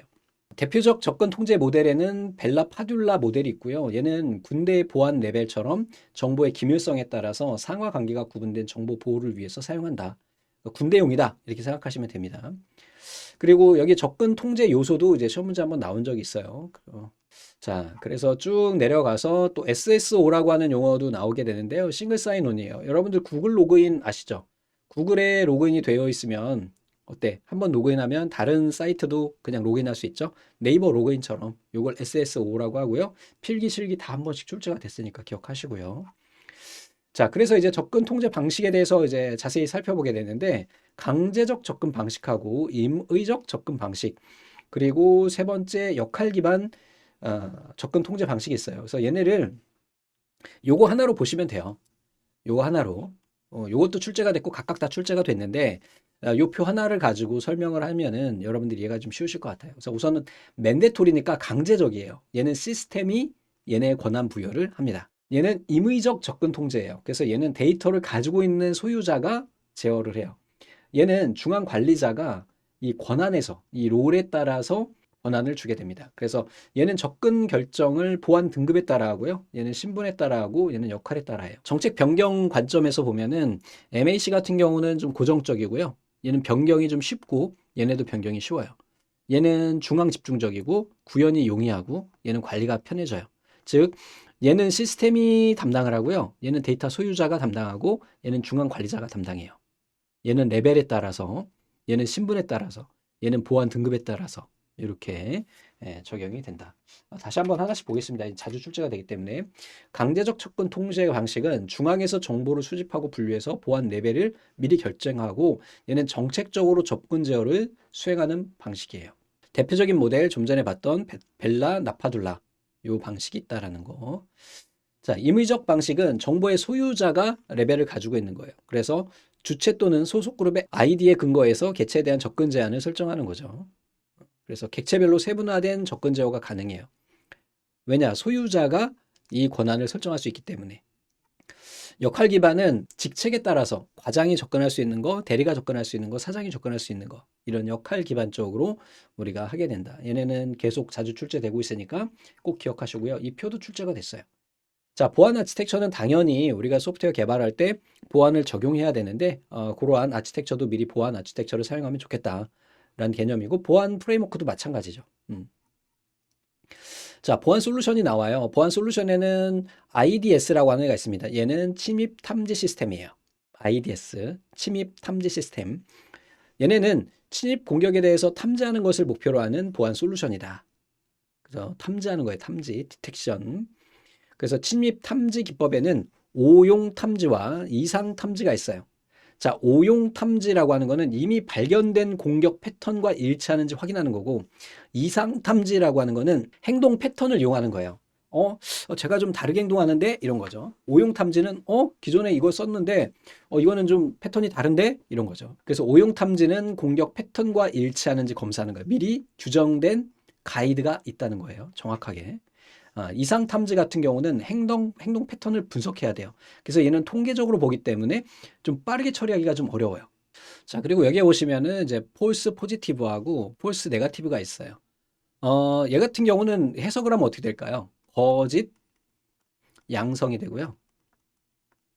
얘는 거짓 음성이 돼요. 우리 코로나 생각하시면 돼요. 검사를 했는데 거짓 음성 상태냐, 거짓 양성 상태냐 이런 거죠. 그래서 얘 같은 경우는 거짓 양성 상태가 낮은 반면에 폴스 네거티브, 거짓 음성이 높고요. 반대로 얘는요. 거짓 음성이 높은 반면에 거짓 양성이 낮은 거죠. 뭐 예를 하나 들어볼까요?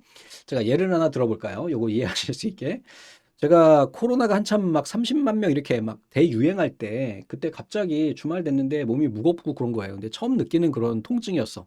머리도 좀 아프고 열도 살짝 나고 몸살 기운도 있고 근데 기침 같은 건 안 나오고 그래요. 그래서 주말이었기 때문에 병원을 갈 수가 없어가지고 그냥 두통약 먹었어요. 그랬더니 토요일 날 좀 아프고 일요일 날 되니까 좀 괜찮아졌어요. 그래서 이제 살만하다라고 생각했는데 기침이 좀 나오기 시작하더라고요. 그래서 제가 이제 사실은 금요일부터 시작해가지고 금토일 10번을 그 코로나 그 자가 키트로 그 10개를 사가지고 검사를 했어요. 왜냐하면 이제 가족들이 있기 때문에. 그래서 검사했더니 계속 음성이 나오는 거야. 계속 음성이 나와요. 그래서 난 코로나는 아니구나. 그냥 몸살이 났나 보구나. 이렇게 생각하고 있었어요. 그러고는 이제 그래도 약은 좀 타먹어야 되지 않을까? 하고 이제 이비인후과를 갔죠. 월요일 날 갔습니다. 아침 일찍 갔더니 거기서 이제 갑자기 그러는 거예요. 아무래도 지금 요즘에 대유행이기 때문에 코로나 검사를 해보시는 게 낫겠다. 검사를 했더니 양성이 나오더라고요. 그래서 2주간 자가격리했던 기억이 있는데 바로 집에서 했던 것이 거짓 음성인 거예요. 실제로는 얘가 뭐야? 나쁜 바이러스야. 나쁜 공격이야. 그런데 얘는 어떻게 된 거예요? 측정이 안 된 거야. 맞아요? 그래서 얘 같은 경우에는 오용 탐지 같은 경우에는 이렇게 거짓 음성 상태가 높다라는 거죠. 공격 패턴과 일치하는 것만 찾기 때문에 어떤 건지 아시겠죠? 그래서 코로나 바이러스의 어떤 기준에 맞는 것이 검사 방식에 따라서 그 패턴에 따라서 달라질 수 있다는 거죠. 이상 탐지 같은 경우에는 거짓 양성이 얘는 낮아져요. 요거 두 개 기억하시기 바랍니다. 근데 시험 문제는 요 두 가지만 종류만 나왔기 때문에 얘네를 가끔 물어보시길래 이제 말씀드리는 거예요. 자, 방화벽이라고 하는 건 네트워크상으로 들어오는 공격을 방어하기 위한 그러한 소프트웨어 또는 하드웨어를 의미합니다. 그래서 방화벽 유형에는 이런 종류들이 쭉 있고 베스천 호스트, 베스천이 뭐냐면 성곽 이런 의미예요. 성으로 쌓는다는 의미고 방화벽 구성이 이게 시험 문제 한번 나온 적 있어요. 근데 그냥 참고만 하시고요. 문제에 나왔던 아이 하나만 보시면 될 것 같아요. 여기에서 스크린된 서브넷 게이트웨이라고 해가지고 이 스크린이 된 거예요. 스크린드 호스트의 보안상 문제점을 보완한 모델이다. 외부 네트워크와 내부 네트워크 사이에 하나 이상의 경계 네트워크, 바로 이 스크린을 경계 네트워크라고 하고요. 내부 네트워크를 외부 네트워크로 분리하기 위한 구조다. 스크린된 서브넷 게이트웨이 방식은 외부와 내부 가운데 DMZ를 위치시켜서, DMZ는 뭐예요? 비무장지대죠? 여기를 위치시키며 방화벽도 DMZ 부분에 위치해서 주로 플록시가 설치가 된다. 요것만 하나 보시기 바랍니다. 자, IPS는 침입 방지 시스템이에요. 이런 그 다 자체로 IDS는 그냥 검출하는 건데 얘는 방지하는 목적을 가지고 있어요. 자, 다음에 DMZ예요. DMZ는 보안 조치가 취해진 그러한 공간, 네트워크 영역을 의미합니다. IPSEC는 IP에 보안을 적용한 거죠. 됐죠? 이렇게 기억하시면 되겠고요. DLP 됐고 ESM, VPN, VPN은 가상사설망이에요. 이 코로나 때문에 여러분들 댁내에서 재택근무 많이 하셨잖아요. 그러면 대기업 같은 경우는 보안된 어떤 그런 정보들을 많이 다루는 그런 직원분들이 많기 때문에 이 VPN을 많이 쓰셨을 것 같아요. 그래서 공용 네트워크에 전용 네트워크처럼 보안성을 강화시킨 모델입니다. 자, 서비스 공격 유형 또 마지막으로 우리가 보게 되는데 이게 이제 순서가 좀 다르게 그 앞에랑 붙어야 되는데 뒤에 따로 떨어지기는 했어요. 그래서 우선은 스위치 제밍이라고 하는 거는 스위치 허브의 성능을 약화시켜 가지고 더미 허브처럼 만드는 거예요. 우리 앞에서 L2 스위치 말씀드렸잖아요. 이제 허브 역할을 하게 되는데 걔네 스위칭 허브라고 하는 거는 각각의 채널마다 채널이 있는 상태잖아요. 버스 노선이 여러 개인 거야. 그런데 걔네를 무력화시키는 그런 공격을 스위치 제밍이라고 이야기합니다. 또 쭉 출제된 것만 한번 보면 악성 코드에는 웜, 이거는 바이러스잖아요. 그죠? 원 바이러스. 이게 뭐 복제하는 그 새끼 벌레들이 되겠죠. 여러분들 파리가 이게 뭐야? 알을 낳으면 어때요? 갑자기 확 늘어나죠? 그래서 저는 이 범죄 드라마나 범죄 영화 이런 걸 좋아하는데 거기 보니까 CSI 이런 거 보니까 사람 사체 있죠? 사체를 부검할 때 이 구더기도 다 본다고 하더라고요. 구더기 크기에 따라 이 분이 살해된 시점이 언제인지에 대한 것을 우리가 볼 때 많이 쓴다. 다음에 이제 로그웨어, 이 종류가 출제가 됐어요. 로그웨어는 백신 소프트웨어를 사칭해서 사용하는 것. 반사 공격은 전 세계 어느 곳으로 UDP 서비스를 이용하여 대규모 트래픽을 보낼 수 있게 하는 것. 이런 것들이 있고요. 저 허니팟은 이건 꿀단지죠, 꿀단지. 꿀단지를 놓고 이게 사실은 그거죠. 그 함정이에요, 함정. 야, 여기 꿀 있어라고 하고 공격자들이 들어와서 탐지될 수 있도록 하는 게 허니팟입니다. 자, 블루투스 공격. 얘는 블루버그라고 하는 거는 장비 사이의 취약한 연결 관리를 이용한 거고, 블루 스나프 같은 경우는 얘도 마찬가지로 취약점을 활용해서 장비의 파일에 접근하는 공격으로 오백스 푸시 프로토콜을 이용을 한다. 자, 블루 제킹은 스팸처럼 명함을 익명으로 퍼뜨리는 공격이에요.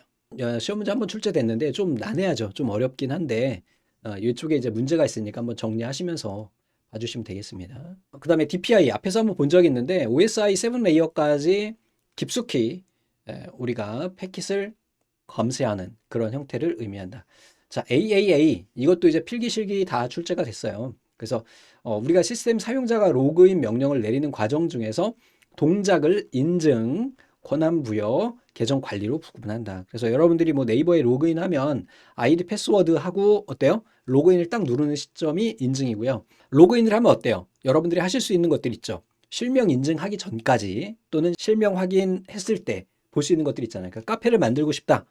이메일 계정을 만들고 싶다 할 때는 본인 실명 인증해야 되잖아요. 그지? 거기까지가 이제 권한 부여가 되는 거고, 그 다음에 이제 계정을 관리하겠죠. 뭐 로그인, 로그아웃 또는 탈퇴 이런 것들입니다. 요거 기억하시고요. HSM은 하드웨어 시큐리티 모듈이에요. 그래서 암호화키를 생성하고 저장하는 역할을 하는 전용 하드웨어 장치를 HSM이라고 하고, TCP 래퍼는 이건 래퍼잖아요. 묶는 거야. 어떤 외부 컴퓨터가 접속되면 접속 인가 여부를 점검해서 인가된 경우에는 허용을 하고 그 반대의 경우에는 거부할 수 있는 거. 그다음에 SDN 앞에서 잠깐 봤는데 소프트웨어 디파인 네트워크예요. 그래서 네트워크를 제어부, 데이터 전달부 분리해 가지고 네트워크 관리자가 보다 효율적으로 네트워크를 관리 제어할 수 있는 기술이다. 이렇게 해서 간단히 봐주시면서 마지막 과목도 끝났습니다.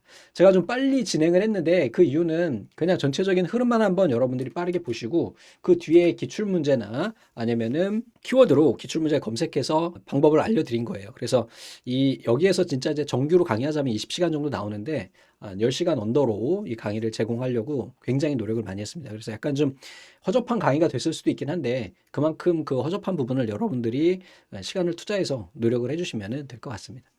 어차피 공부는 내가 하는 거야. 그죠? 네, 파이팅입니다.